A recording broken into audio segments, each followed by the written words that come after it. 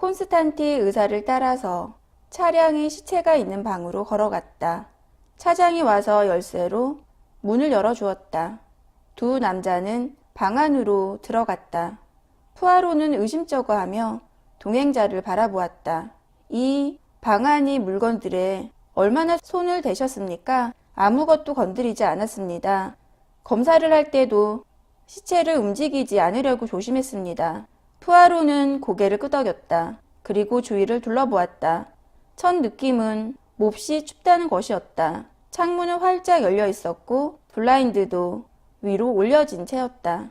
푸아로는 부르르 몸을 떨었다. 동행자가 미소 지었다. 닿지 않는 게 좋을 것 같아서요. 푸아로는 창문을 꼼꼼히 검사했다. 당신 말이 옳아요. 이곳으로는 빠져나간 사람은 없습니다. 이곳으로 빠져나간 것처럼 보이려고 했겠지만 눈 때문에 실패했군요. 푸아로는 창문을 자세히 조사했다. 주머니에서 작은 상자를 꺼내서 가루를 창틀 위에 조금 뿌렸다. 지문도 전혀 없군요. 닦아낸 거겠죠. 설사 지문이 남아있었어도 아무것도 알아내지 못했을 겁니다. 라쳇이나 비서 또는 차장의 지문이었을 테니까요. 요즘 범죄자들은 그런 실수는 하지 않는답니다. 그러니 창문을 닫아도 괜찮을 겁니다. 이곳은 냉장고 속처럼 추우니까요. 푸아로는 창문을 닫고 나서 비로소 침대에 누워있는 시체로 관심을 돌렸다. 라쳇은 등을 대고 누워있었다. 잠옷 윗도리가 바랜 핏자국으로 얼룩덜룩했고 단추는 풀려 있었다. 상처를 살펴봐야 했습니다. 의사의 설명을 들은 푸아로가 고개를 끄덕였다.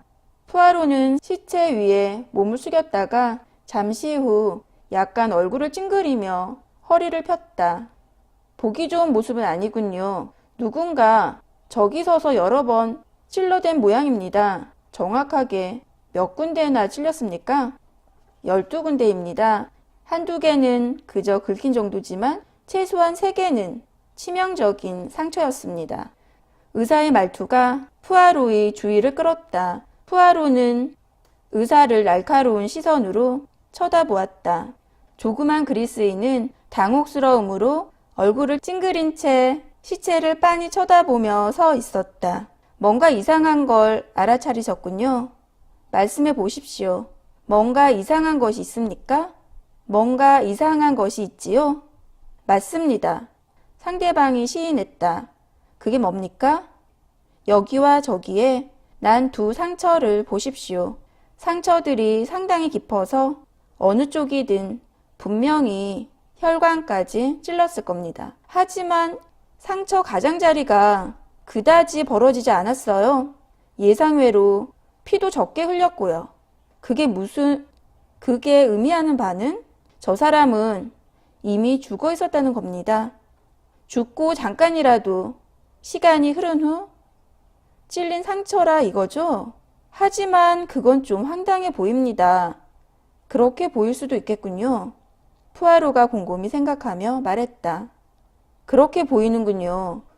우리의 살인자가 제대로 일을 끝내지 못했다는 생각에 확실히 하러 되돌아오지 않았다면 말입니다.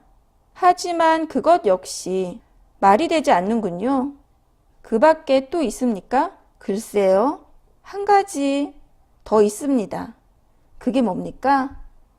여기 어깨 근처 오른쪽 팔 아래에 난 상처를 보세요.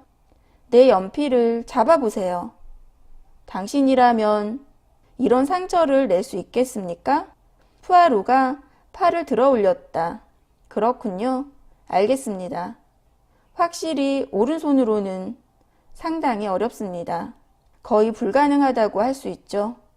범인은 왼쪽으로 기울여서 찌를 수밖에 없었겠지요. 하지만 왼손으로 찌른 거라면 그렇습니다. 푸아로 씨, 저 상처는 왼손으로 쳐내듯이 찔러야만 하니까요. 그렇다면 살인자는 왼손잡이란 뜻일까요? 아니, 그보다는 훨씬 어려운 문제군요. 그렇지 않나요? 말씀대로입니다. 푸아로 씨, 어떤 상처는 분명히 오른손으로 찌른 것이니까요. 두 사람이라 우린 다시 두 사람이라는 의견으로 돌아갔군. 탐정이 중얼거렸다. 그러다가 갑자기 물었다. 불은 켜져 있었습니까? 대답하기 어려운 질문이군요. 아시다시피 사장이 매일 아침 10시쯤이면 불을 끕니다. 스위치를 보면 알 수 있겠군요. 천장 스위치와 침대 머리맡의 전등을 살펴보았다. 앞의 것은 꺼져 있었고 뒤의 것은 잠겨 있었다. 알겠습니다. 위대한 섹스피어가 만들어낼 법한 첫 번째 살인자와 두 번째 살인자라는 가설을 세워봅시다.